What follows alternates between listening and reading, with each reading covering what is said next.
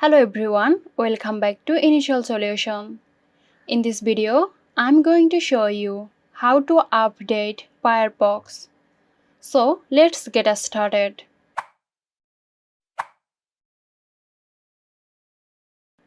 Open Firefox on your computer. In the top right corner of the Firefox window, click on the three-line menu icon to access the main menu. From the drop-down menu, select Help.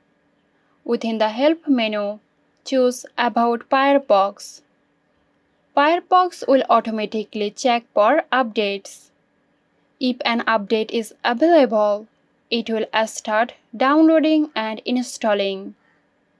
If it's already up to date, it will display a message confirming that. After the update is installed, Firefox will prompt you to restart the browser. Click Restart Firefox to apply the update and relaunch the browser with the latest version. And that's it. Hope you found this video helpful. Stay tuned for more helpful tutorials here at Initial Solution. This video is sponsored by Zerosoft. Zerosoft offers graphic design, UI UX design, digital marketing and web development. Elevate your brand with Zerosoft today. For more details, check the description box.